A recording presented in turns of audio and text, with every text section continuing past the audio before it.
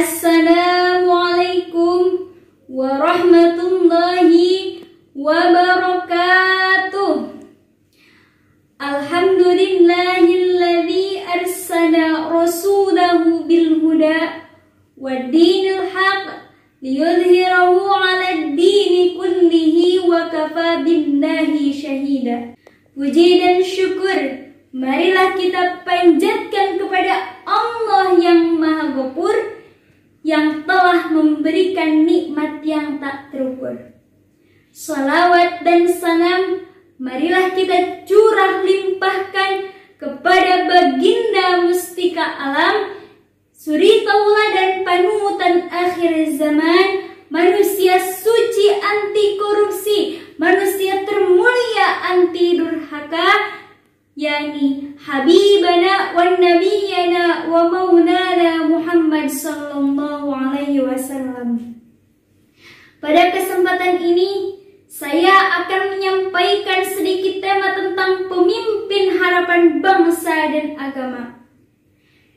Allah berfirman dalam surah Al-Kahfi ayat 13 yang artinya, kami telah menceritakan kepada Muhammad kisah seorang yang sesungguhnya mereka adalah pemuda-pemuda yang beriman kepada Tuhannya, dan kami memberikan petunjuk kepada mereka.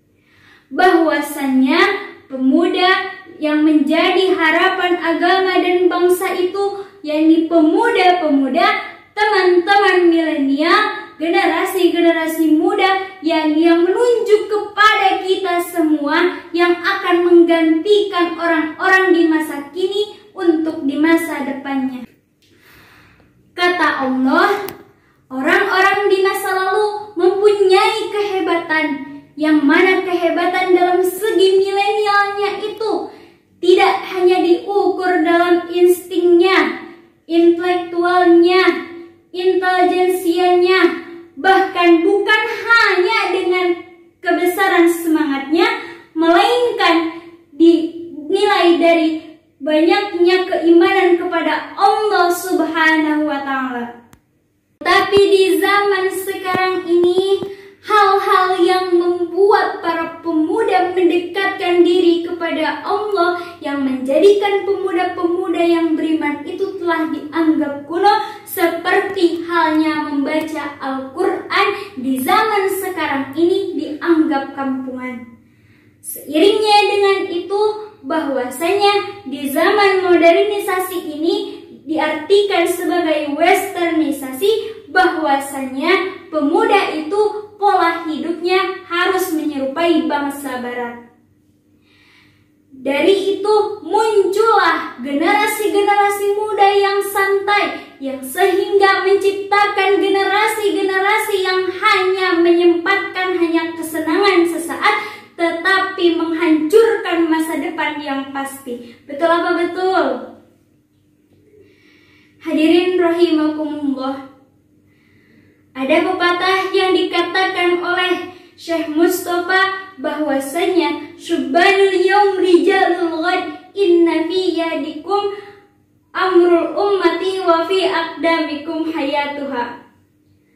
Pemuda di masa kini yaitu leader of tomorrow, yakni pemimpin di masa yang akan datang. Sesungguhnya tanganmu lah wahai pemuda yang menjadi urusan bangsa, dan sesungguhnya bahwasanya langkahmu lah wahai pemuda yang menjadi masa depan bangsa. Yang seperti mana yang telah dikatakan oleh sang proklamator Insinyur Soekarno, bahwasanya beri aku 10 pemuda, maka saya akan goncangkan seluruh dunia. Jadi intinya, kita sebagai pemuda, yakni sebagai santri, kita harus memperjuangkan untuk kemajuan agama dan bangsa kita.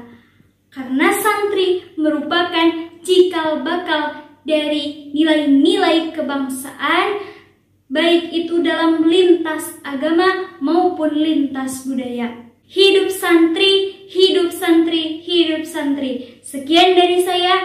Wabillahi taufiq wal hidayah. Wassalamualaikum warahmatullahi wabarakatuh.